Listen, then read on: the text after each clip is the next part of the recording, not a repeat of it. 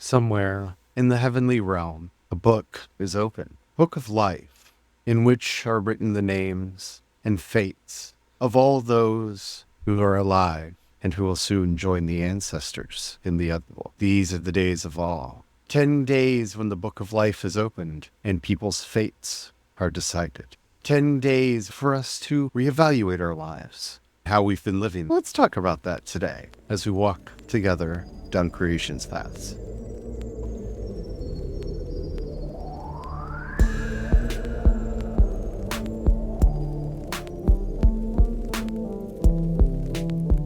Hello, everyone. My name is Charlie. I am a Christopagan Druid and priest of Bridget. Hello, I'm Brian. I'm a Christopagan Druid and sous chef to the Dagda. Today, we're going to be talking about the 10 days of awe, the period from Rosh Hashanah to Yom Kippur. And we're going to be doing it a little bit differently because we are Christopagans and Druids. We are going to ask that if you want to get more into the traditional Jewish practice of this holiday, that you look and find resources that can help you with that. We are talking about how this affects us in our B'nai Noach practice, in our work as the phrase means the children of Noah. What does B'nai Noah mean? It means children of Noah. And what does that mean? It means that we are Ger Toshav, that we are the righteous Gentiles, the good people, the ones who are there practicing alongside our Jewish brethren, but are not converts to Judaism. As we are getting ready for this practice, we thought we would talk about it and really dig into it because there's a lot here, but I do highly recommend that you look up some good Jewish sources on these holidays to better immerse yourself into them. We're more talking about this from our perspective today. Before we get into it, don't forget to like, subscribe, follow, whatever the terminology is on the platform that you're listening to us on. We do fresh, original Christopagan and Druidic content every day, and you don't want to miss anything, especially with the High Holy Days and Samhain coming up, and we're going to be talking about the Rosary and St. Francis and a whole bunch of stuff. Jam-packed month. You don't want to miss anything. Don't forget to subscribe. Also, you can follow us on social media. We are Creation's Paths on Instagram, Threads, and Blue Sky. I've recently started posting a lot more over there, trying to build up community and be more social. So yeah, it'd be nice to have some people to talk to. Thank you. So, the 10 days of awe. First, I think we should start just basically with the idea of the B'nai Noach, of the children of Noah. When we first started this process of reconstructing Christianity, we started about 25 years ago. It was shortly after I read Why Christianity Must Change or Die by John Shelby Spong. And we started talking about it. One of the main things that we wanted to do was reconnect with our Jewish roots as a religion, and to do it in a way that is not appropriative and that is not trying to convert Jewish people. We spent quite a bit talking about that on Monday, in Monday's episode as well. And so the solution that we found for ourselves was actually through some rabbis that we were in community with, and that is the idea of the 7 laws of Noah and basically becoming a B'nai Noach, actually taking on this practice of living in under the old covenant of Noah. It's a huge topic. We're not going to completely get into it. It's a big enough topic. It's probably going to be a whole class, at least a good chunk of it. What was really fascinating to me, the more I got into this topic, was how much the Council of Jerusalem mirrored the 7 laws of Noah. And that it looks to us like this was the solution to the question that the apostles were asking of, do people have to convert to Judaism before following the way or not? And they basically drafted a version of the 7 laws of Noah. There are, in fact, 7 of them, and they parallel fairly well between the ones that would be written down, I believe, in the Babylonian Talmud and later writings as well. We took up this practice where we are trying to live in right relationship. Again, like Ryan said, we did an entire episode on right relationship. So this holiday is important to us, though we do not claim it as our holiday. What are the 10 days of awe? They are the period from Rosh Hashanah to Yom Kippur that happen every year, and they are God's new year. It is the birthday of creation. We celebrate the birth of the world, how life coming into being, the universe itself coming into being. And we take these 10 days to really seriously reflect on our lives. We try to figure out what we've done right, what we've done wrong. Oaths are suspended at the beginning of Rosh Hashanah, and we then decide what we want to take back up. Who are we going to be in the year to come? How can we perfect? How can we work better? This is done through the practice of teshuvah, which most people who are raised Christian would know as repentance. Basically, every time you see the word repentance in the Hebrew scriptures, that's generally the word that's being translated there, but it actually means returning. There are many explanations as to what we're returning to. We're returning to God. We're returning to ourselves. We are returning to the path. There is this sense of returning, going back to a better place. Since we like to talk about that basic goodness, that basic joy, that basic interconnectedness of all things, to me, that is the returning that we are doing. From a secular perspective, this is part of that pivot or persevere process. Yes. It is a natural energy in the decision process that comes up all the time. And so in our practice, we're recognizing that's what it is at this time period. We're taking that opportunity. We're evaluating and we're deciding, do we pivot or do we persevere? Do we change from ways we didn't like, ways we want to leave behind, oaths, contracts, all of that?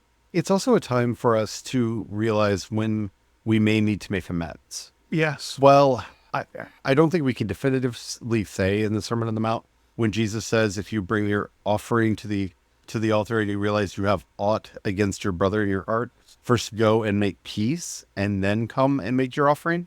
He's probably actually talking about the offerings during this period. It may be the Passover offering, but Yom Kippur was the only day that the high priest was allowed to enter the Holy of Holies and make atonement for all the people. The context of this idea to me feels much more Yom Kippur related, Day of Atonement related, than related to the Passover. I think Christians very often get very fixated on Passover because it's one of the few holidays that were retained. It was turned into Easter and retained in the tradition. That's one of the things I love so much about this time period is this is where you're making that space. Through forgiveness, you're making space in your life for new things, and you're letting go of the old garbage that you don't need anymore, that is not helpful. The traditional greeting for Rosh Hashanah is Shana Tova, which literally means good year. You're wishing people a good year, Shana Tova. That is what we are trying to build for ourselves. We love to use this planting and harvest metaphor for our personal lives, our spiritual lives, our work lives. I feel it's a really good way of framing all of the things that we are doing. As we have just celebrated the harvest, and we're approaching Samhain on our calendar, which is the last day you are allowed to harvest. You have to get the harvest in before Samhain. That's important for many reasons, but most of which, the bad weather is coming. You don't want to be out trying to work in the fields. You'll catch your death. You don't want to do that. But it's also that time to start thinking, what are we planting for the next year? And to start preparing those seeds and getting ready for that. In some ways, this kind of fits into our practice as that kind of final harvest. We are seeing what's coming in. We're tallying what's coming in, what bore fruit, what did not, making those evaluations to figure out going forward, what is it that we are going to do? What is the path that we're going to follow? How can I make amends for any of the mistakes or problems that I caused throughout the year? It is very much focused on ourselves. We are not here to point at other people and tell them what they did wrong. Hopefully, they're having some introspection themselves. Regardless of whether or not others are having this introspection, this is our time to sit back and really evaluate. Have I been doing things right? Have I been misinterpreting the way people are talking? Have I been overstepping my bounds in certain places? What have I done that is not leading us to that glorious, perfected path, that place that we are all trying to get to in our lives? In the process of the five powers, this is the right concentration part. This is where we've gathered all our data points throughout the year. Now we are sitting down and sorting through it, holding fast to what is true, throwing away what isn't, because it's both. And then moving forward. Depending on the tradition that you're coming from, there are many ways to do this. And there really is no right or wrong way to do this. You can just journal. if that is your regular practice, just ask yourself the question, write what comes down and meditate and contemplate it there. You can just do a contemplation. The Jesuits actually have the spiritual practices of St. Ignatius. He wrote a beautiful Examen, which can help you to really get into your conscience and really try to ask yourself, what am I doing right? What am I doing wrong? What could I do better? As I said, the version that I like to do, I got from Rabbi David Cooper, and you can find it either in his wonderful collection of meditations called Mystical Kabbalah, or it's in, I believe the name of the book is Jewish Practices for Everyday Life. It is a visualization where you imagine yourself going into a courtroom. Your accuser comes in, a defender comes in. The accuser makes accusations against you. The defender defends you. They each make their final statements, and then you are allowed to speak. It's an interesting meditation. We're going to be doing a version of it on the Hallowstead. So check out our other podcast for it this Saturday. We're going to be doing a version of this over there to help you through. It doesn't have to be as formal as that. The real thing that we want to be getting to through these 10 days is evaluating our lives. This isn't exclusively about morals and ethics. I think morals and ethics really can play a part in this. Like, have we harmed somebody? This is a time for us, at least, full evaluation, going down the checklist of our life. Am I having too much coffee? Is this bringing harm or helping me? And is my sleep schedule? All of these questions. Is my work balance life right? My work-life balance, because every year, I feel like I have to do an atonement ritual just to myself. Like, I'm sorry. I know my work-life balance is terrible. I'm sorry. Because we really don't want to become those navel-gazy people that don't see what's happening around them because they're too busy being spiritual and then, or worst, being the most holy. That's why I love about striving for that middle way, that balance, having those two tensions to help maintain that balance. Where, yes, this is an entire holiday just about the individual, but also you got to remember everything's in right relationship. So it's the other side of that balance is it's all about you, but how your relationship with everything else is. That's the other side of that keeps that balance so that you don't completely collapse in on yourself and cross over into solipsism, but also that you don't lose the self and worry about everybody else. Especially this election year here in the United States. And so spending a lot of time thinking about how have I done my activism well? Have I been actually helping with any of the causes? Did the people that I voted for do harm or good? Were there actually better options? Because I'm one of those people that I do believe that we have a civic duty to vote. Abdication of that duty to me is a civic sin, if you will. Yeah. It's set against the civil religion of living in a democratic state. I'm not one of those people that thinks that opting out of voting actually benefits anything. I agree with that. And I also put forward a question for those that have abdicated, because many have. This is a good time to sit back and ask yourself, what are your grievances with this process? You could do like the courtroom thing, put forward your grievances. What are your issues? And how is that relationship with you? Because usually people will find, oh, well, I may assume everyone's corrupt and therefore give up. Like I hear that answer often, so they don't do anything. And it's like, well, that means you've gone too far to the other extreme. One should spend some time discerning the candidate then, or looking into the bigger picture. Or how could we organize better so that our voices are heard or to root out that corruption? Yeah. What can be done to root out the corruption? This is, again, finding that balance. We are evaluating our lives. The book of life is open. I love the imagery of that. The book of life is open.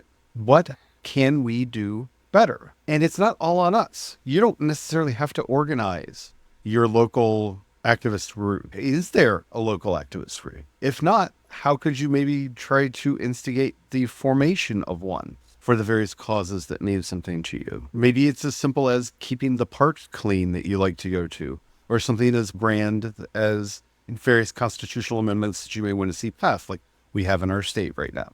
It could be at any scale. And that really is, to me, the lesson of these 10 days is reminding yourself that, one, all politics are personal. It's important for us to focus on the small things. We get distracted so much into either the big things that we don't have any control over, or into the just minuscule tiny things that aren't actually making a difference. They just feel like they're levers that we can push and pull. That's just in our regular daily life.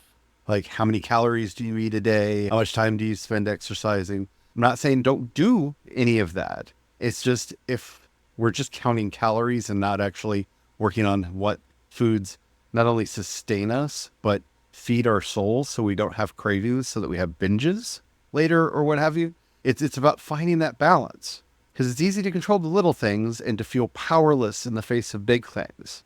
But this is the time where we are looking at everything in our lives, evaluating what we have done well, what we have done poorly, and what we have done harm through, figuring out a way to live better going forward. And it may sound like a lot, like 10 days. Well, I could just knock that out in a meditation tonight. No, you can't. I would almost say, please do that on day one, because you're going to need the extra time. So when you sit down and do that, then you'll learn, oh, I can't. And you'll have the rest of the days to help.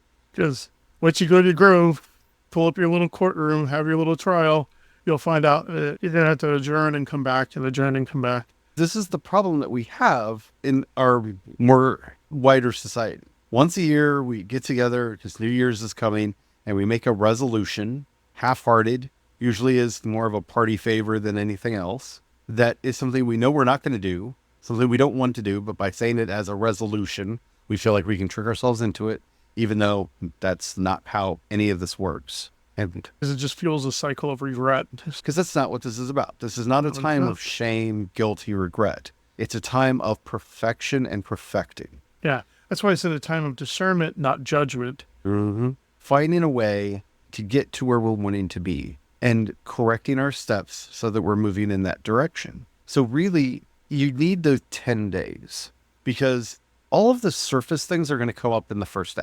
Well, I didn't really exercise as much as I needed to in the last year. Oh, I probably could have eaten better. I could have kept a better sleep schedule and not be tired all the time.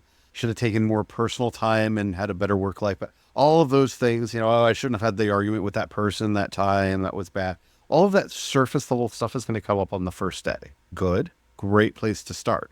But by sitting with it for all 10 days, you dig deeper and deeper and deeper. And you start realizing, I didn't let myself put on the music playlist that one time because I felt like I didn't deserve it. What does it mean to deserve music? Because that actually happened to me one year. I realized it was on like day 8 or 9 that I haven't been listening to some of the music that really I love, because I had gotten into my mind that I didn't deserve it. I had to earn the right to listen to this.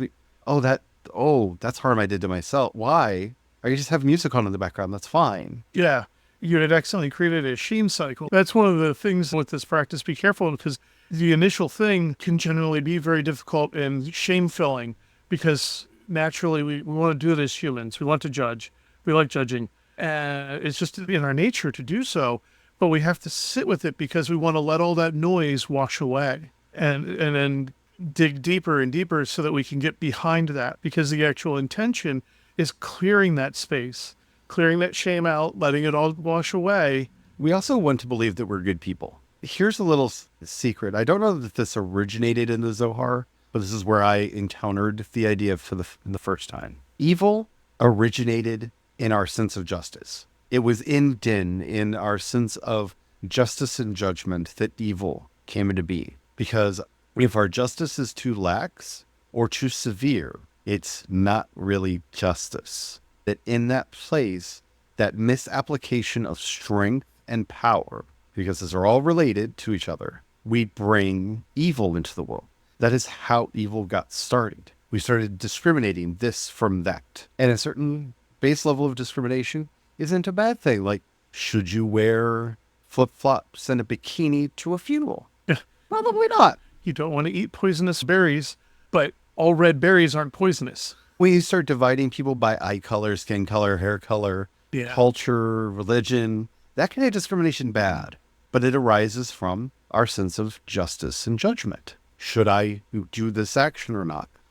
That arises from our sense of justice and judgment. Having a malformed sense of justice or a malformed sense of judgment, and they usually go hand in hand, is the root of evil. Either not having the restraint necessary or having such powerful restraint that we want to tell other people how to live their lives.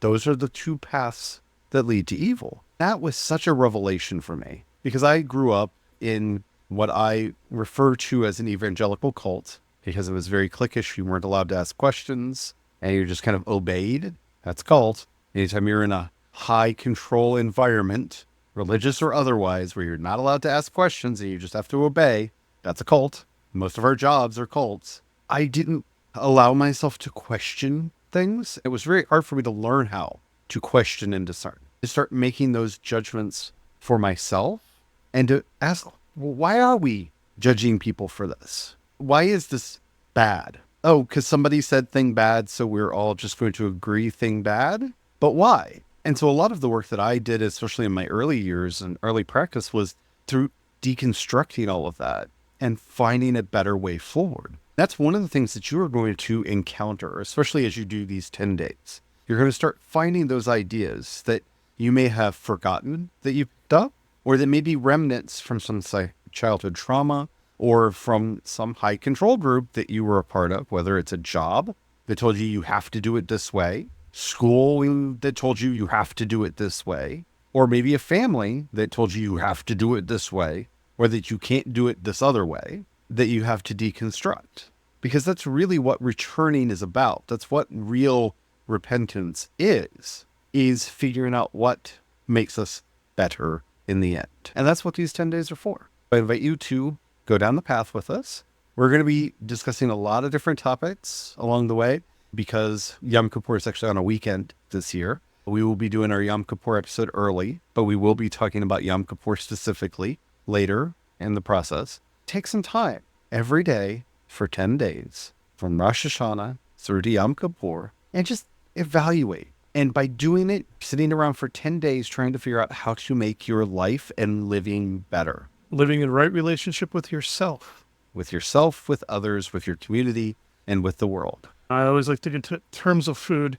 Inevitably, your diet will come up because those are things that gets reflected. Everybody thinks about that because eating is something we have to all do. Feel free to be experimentational. You have 10 days. If you want to make it more complicated, you can plan 10 meals of whatever type, whatever things you might want to think about incorporating in next year and be like, here's my next 10 meals at time of change, time of reflection. Yeah. Play with the foods too. Pomegranate. Pomegranate, yeah. This is the time of year where it's good to have a pomegranate and to really just think about it because the traditional view is actually that it wasn't an apple in the garden. It was actually a pomegranate. When I talk about how my life led me to strange places, my first experiences with Rosh Hashanah were from an Italian Catholic teacher that I had who picked up the practice of evaluating her life while sitting and eating a pomegranate every year on Rosh Hashanah. Yeah. She taught me that practice when I was in high school. That was my first experience with this, and then Jewish friends introduced me to more, but it's a good practice to get into. So how have you ever practiced the 10 days of awe? Do you have plans for this year that you'd like to share with us? You don't have to be specific. You don't have to share anything that you don't want, but if you know of any practices, techniques, workings that might help people out, please share. You can leave that as a comment if you're listening to us on YouTube or Spotify. You can leave it right there. If you're listening to us anywhere else, you can leave the comment there, but they generally don't notify us. So take it, copy it, go over to creationspast.com, click chat, and post it over there. Then we could see it and actually talk to you about it. I would love to know how you are planning to celebrate this holiday. I think I'm going to do a mystical batch of kombucha for that. It's going to have 10 days of fermentation. Yeah. Ooh, and maybe put some pomegranate juice and stuff. Okay. Pomegranate kombucha for the hot holy days. Well, here over at Creation's Past, if you have a few dollars you can pass our way, that would be greatly appreciated. You can sign up for a membership over there, or you can support us either on Patreon or Ko-fi. I am CE Dorset on both, CEDORSETT. Anything that you could do really does help us out. It helps us keep food on our table, roof over our head, and the power on.